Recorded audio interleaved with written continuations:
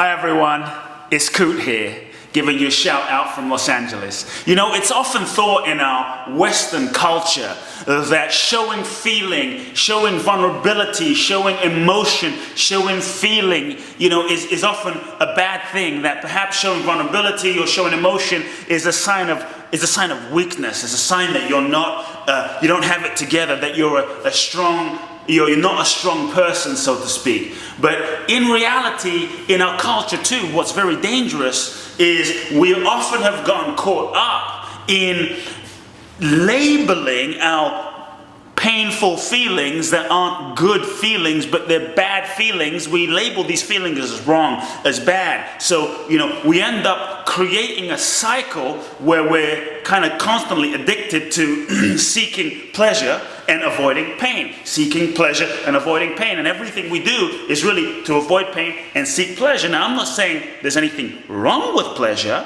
but I really feel that in order to be free human beings, in order to be fully self-expressed, fully alive, fully in touch with our humanness, and fully in touch with our divinity, we must embrace the whole spectrum of feeling, the whole spectrum of emotion, that we must cultivate a whole new relationship a whole new relationship with our emotions and our feeling body, so to speak.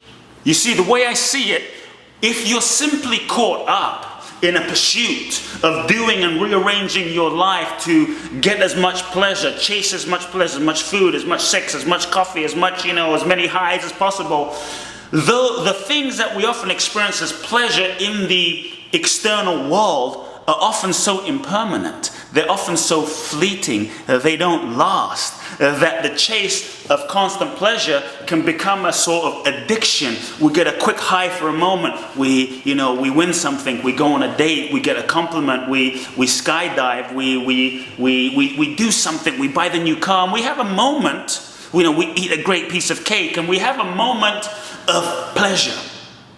I often say that a life that's constantly chasing pleasure will often lead to dissatisfaction. When that pleasure is fulfilled, and that next pleasure is fulfilled, and that next pleasure is fulfilled, and that next pleasure is fulfilled, it often will leave us with a sense of, is this it?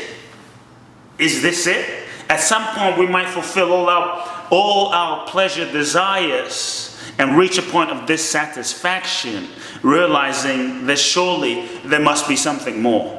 Meanwhile, on the other hand, we often judge our painful feelings, the anger, the fear, the sadness, the hurt and guilt. As children, we're born in touch with the full range of our emotions, the full range of our self-expression and our feeling body, and we're just fully expressing ourselves. Yet often at that point, we learn all sorts of ways to shut down, to not feel, to disconnect, maybe dealing with crazy parents or dealing with a critical, father or mother, or going to school and getting teased and bullied. And we start learning all these mechanisms and strategies and ways to not feel pain, to not feel shame, to not feel, the fear of abandonment. And we often end up labeling so many of our feelings that aren't positive as bad, and as a result, so often disconnect from them and try to avoid them.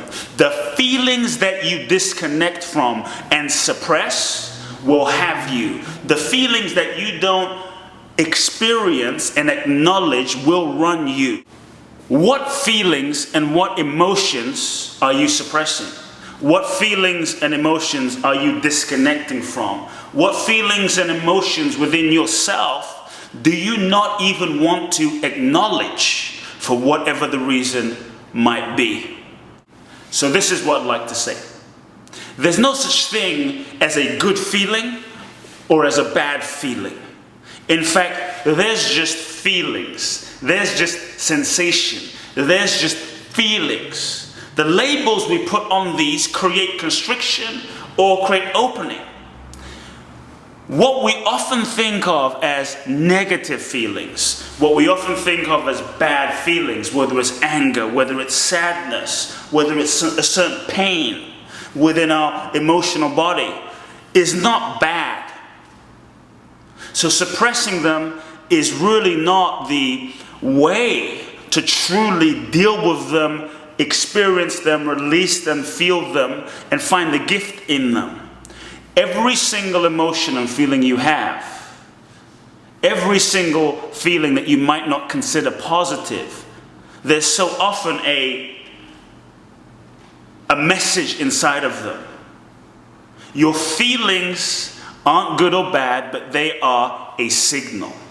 Your feelings are a signal and to a deeper dimension of what it is that you need to pay attention to. Your feelings are signaling to you what you need to take a look at, what you need to resolve, what you need to embrace, what you need to bring compassion to, or an aspect of yourself that needs some loving. So rather than avoiding your feelings or avoiding the ones that are painful, I want to encourage you to ask yourself, what's the message inherent in this feeling? What is this feeling seeking to tell me? What is this feeling? What is this emotion? What is this anger inside me? What is the message here? Maybe the message is something about a certain relationship you might be in is not quite working, and there's some anger and there's some resentment. Rather than resisting that, experience it.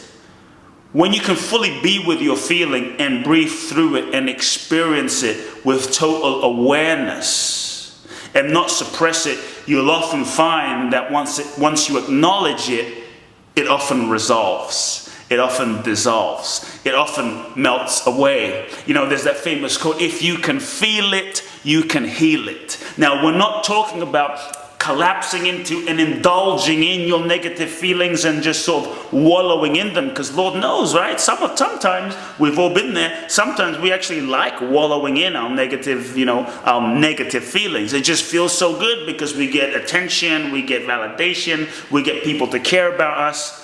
I'm not talking about that. I'm talking about with complete awareness, responsibility, with total awareness, being with your feelings, acknowledging your feelings, breathing through them, experiencing them, learning to see the gift and the message that that particular emotion is trying to communicate to you. And as you learn that, releasing it and letting go, forgiving, releasing, clearing. There is a gift in your emotions. There is a gift even in some of the most negative feelings you might be experiencing. They can be the doorway, the very doorway to greater dimension of yourself and greater dimensions of freedom in your life. I want to invite you to be bold. I want to invite you to be courageous. I want to invite you to be daring, to perhaps open the door of some of those places, some of those emotional places that you have not been to, some of those places inside of yourself that you know, I need to feel this. Because inherent inside of that chest, inside of that closed door, is a gift waiting for you. Underneath that feeling you may have suppressed is a profound gift waiting to reveal itself as more freedom, as more joy, as more aliveness. Because to the degree you might suppress sadness is to the degree on the flip side, on the other side of the spectrum, you will end up suppressing your potential for joy and aliveness. The less you suppress, the more freedom you have, the more capacity for aliveness and self-expression will be available to you. To me, this is the gift of embracing and acknowledging all of your feelings with total awareness. What is it you need to acknowledge? What is it you need to feel? What is it you need to be present to and experience? Because what you can't have will have you.